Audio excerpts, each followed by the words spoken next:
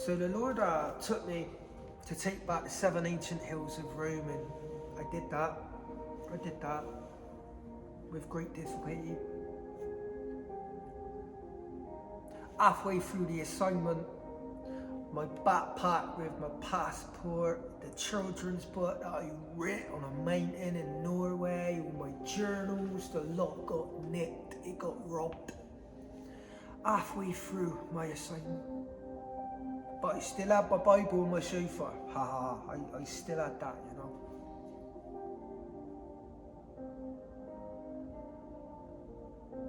And when I was in a hostel, I was, you know, it's World War in Rome, honestly. When I was in a hostel, they went in my bag and took money out of my bag as well. So this was halfway through the assignments, taking back the 7 ancient hills where Rome was built, you know. So halfway through all this stuff, that happened. Bag got robbed, it was just one thing after another.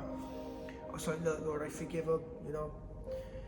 I rang up a good friend of mine, Adrian, when my backpack went, because that was practically my life. That children's book meant the world to me. I read that on a mountain in Norway. Deep, with tears. Passport, money, the lot, gone. I don't even know where I'm going to be staying, and it was just nuts. In the church there, one day a week, Christianity, party, pop culture. There's no one going out, making disciples filled with the Spirit, baptizing people there. So the Lord's got to play through this stuff. I know there's churches doing that there, but you know, And I went to one church there, and they took me the wrong way. They were just he judged me, basically. So I walked out, and I just dust off your feet, ta-da, and you just move on to the next place. So I had that.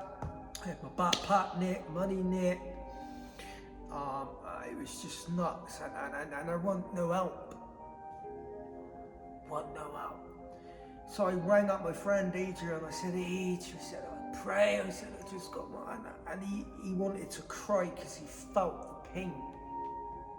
And I said to Adrian, this is not going to stop me from finishing all what the Lord's purposed and planned. And he was like, wow, I'm going to finish everything. So this was halfway through the assignment. So I had 4 more hills to conquer, to travail, to play, to pray, blow the shofar and witness, preach the gospel. And I did that. Standing on the ancient paths, the fire of God just whacking me, you know.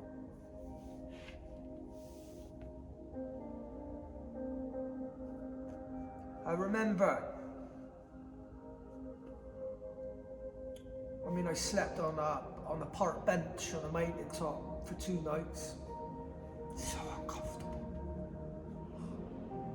No money, no sleep, nearly wiped out. Passport a lot robbed. Money robbed in a hostel, and one thing after another, you know. But you hold on and you keep going, because it's what we do, right?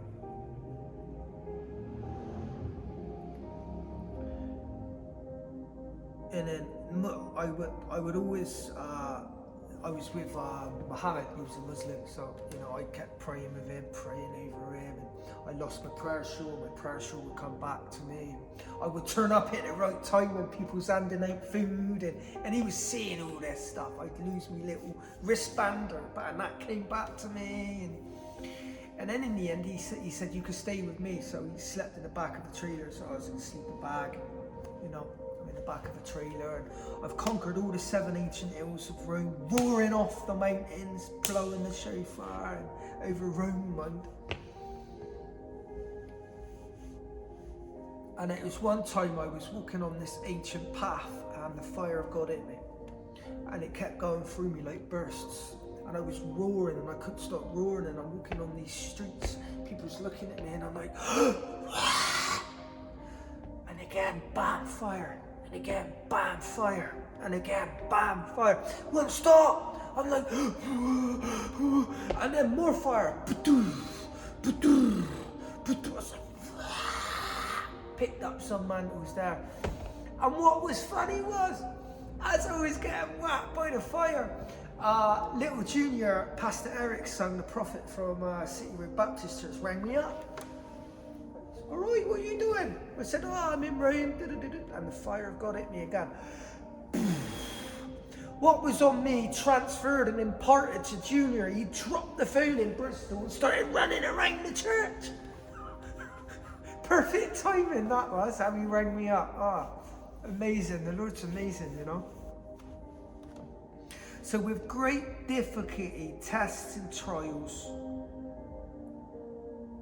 grace, grace, grace, the Lord had me conquer the 7 ancient hills of Rome, travailing, praying, witnessing, preaching the gospel, and I had to get a passport back to come back to Bristol. So I was away again for 4 or 5 months, and then I went into the Roman embassy. Right, check this out. So I went into the Roman embassy to get my passport.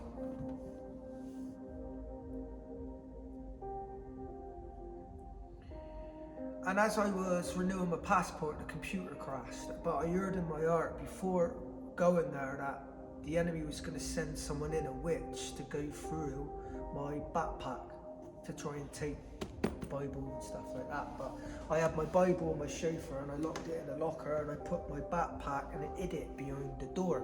And the Lord told me just before going inside the Roman embassy, man, just before going in the Roman embassy, he said, the enemy's going to send a witch to go through your backpack. The computer's going to crash, but you're going to use your phone and you're going to catch her. I was like, what? So it goes through the Roman embassy. I'm on the top, trying to get a emergency passport to get me back to Bristol. I couldn't wait to get out of Rome. I wanted Rome, ta-la, never coming back. You're doing my head in. I couldn't wait. I wanted to do a runner. So I'm in the Roman embassy. Emergency passport. The monies came to get my emergency passport, and the computer crashes. Me being me, quick thinking, phone tapped into someone's internet, got it all processed, emergency passport sorted out. I comes down the Roman embassy. I don't know. I looks in the doorway to get my bag. I put my backpack behind the door, and I locked my Bible and everything else in the locker. There's an elderly woman going through my backpack, taking stuff out my backpack, putting it in hers. I said, "Oi, what do you think you're doing?" And she looked, shocked. When the Lord's with you, the Lord is with you. No weapon formed against you will prosper. And all the enemy does, the Lord just turns it around for good. Caught her red-handed. Her eyes was rolling in her head, mate. She was shocked. I said, "What do you think you're doing?" "I've got a backpack like this." I said, "Well, that ain't yours, is it? Leave it alone." So she scarpered, took my backpack, and I'm inside the Roman embassy, mind. Talk about security. Where's the security? I tell you, corruption. I looked at the two people and I said, "What is going on?" Walked off, walked out. I think I've had enough of this. And I tell you, righteous anger, fire in my belly, and I kept going and going and going. Then the Lord wanted me to blow the shofar over the Colosseum and roar. Do you know the Colosseum was built by slaves? Nero went into Israel, stole all the artifacts, the golden lampstands, and he used slaves and that money to build the Colosseum. I didn't know that. The Lord spoke to me by the Spirit. It put a righteous anger in me. I thought, right, that's it. He said, blow the shofar over the Colosseum, roar. And I did that. Poof, poof, poof. And you just, thousands of people outside the Colosseum, way, like clapping their hands. And then the last assignment, the big assignment, and I was wrestling, fighting and weeping. Because I'm in the back of a trailer with this Muslim guy, not even an hour's sleep, crying to God, saying, "Lord, I can't do it, I'm not capable." He said, "You got to blow the shofar over the Vatican on Easter Sunday." Roar. I'm thinking, I'm going to die. I ain't going to be able to do this. And it was difficult. It was really, really intense.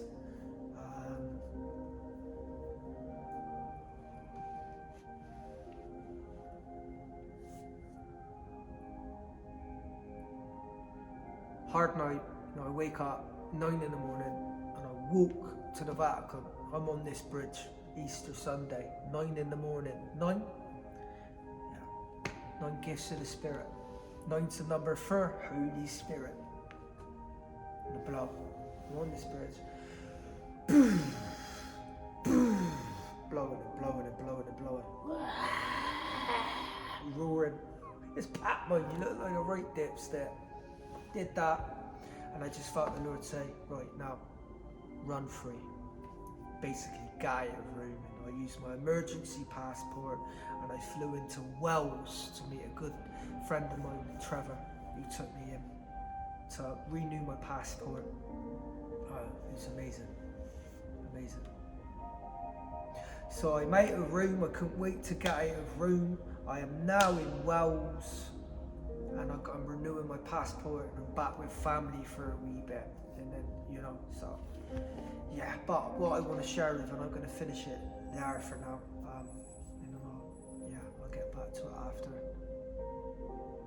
I think from Wales I went back all around Scotland and then Ireland, and now I'm here now, so all by faith. Incredible journey, baptizing people. But towards the end of my journey in Rome, Muhammad looked at me because he saw the favour of God upon my life. I would lose stuff, it would get brought back to me, provisions would pop, everything would just, no matter what, an acceleration, favour. And stuff would get brought back to me, parcels would get brought back to me and stuff like that. And it got to a point where Muhammad looked at me and he said, "You not normal!" And I just broke out laughing. I said, "Muhammad is Jesus. Is Jesus." And you know what? I'm going to go back to Rome because there's unfinished business. I'm going to stand where Peter was crucified upside down in Rome. And I'm going to lead Muhammad through the waters of baptism and to the Lord. I'm going to do that.